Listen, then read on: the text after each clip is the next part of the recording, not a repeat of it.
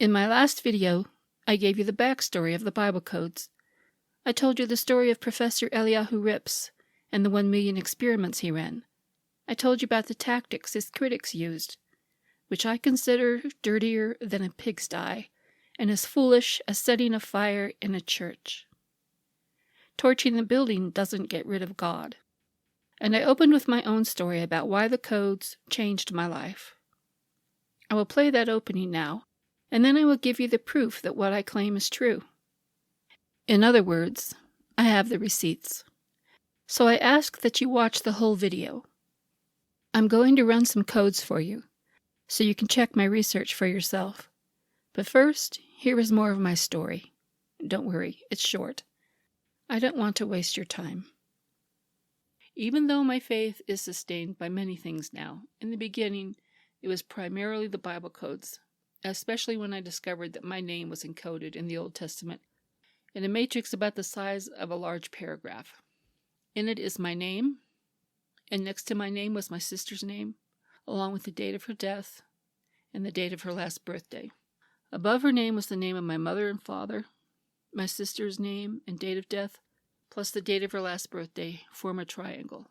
One of the tips of that triangle cuts through the heart of my mother's name in the code. All of this is in Hebrew in the Bible Codes 2000 software. Around my name are the names of my son, his father, my grandparents, and many other family members. It encoded the time of year I was born and the jobs I have held. It lists a staggering amount of information about me. The above ran through the Old Testament. However, in a code that was located only in the Torah, I discovered that my first and last name without my middle initial occurred 3 times. The odds of it being there were less than 1 chance in 1 million, according to the software's odds calculator. My son's legal name was also there, and it is a somewhat unusual name and several Hebrew characters long. I have no idea what the odds are when that is added in. It would have to be significant. It already was. That might not mean much to skeptics, but it got my attention. Combined with the shroud, that was it. I was convinced. I was humbled, and it brought me to my knees daily. Is it illogical of me to seriously consider an ancient manuscript that has me encoded in it, along with the most significant moments of my family's history, and all the other information I listed? Is it logical to think all of that is by accident or completely insignificant? If it is not accident or insignificant, what should I determine about the source of that ancient document? Should I think I can trust a document that knew when my sister was going to die 3,000 years before she was even born? I'm real. My sister was real. Her cancer was real. Her death was real. The Bible got a lot of real things right in my case.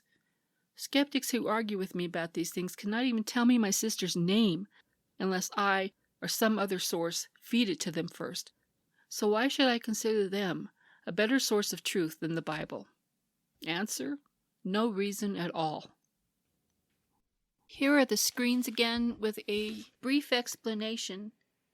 001 is a shot of the main search screen. 008 shows the Hebrew spelling of my last name. 010 shows the spelling of my first name. 011 shows the key code I'm searching for, which is my last name, first name, and middle initial. 015 shows the results of the search. It found 2 instances of my name. This shows an odd of 1 in 300.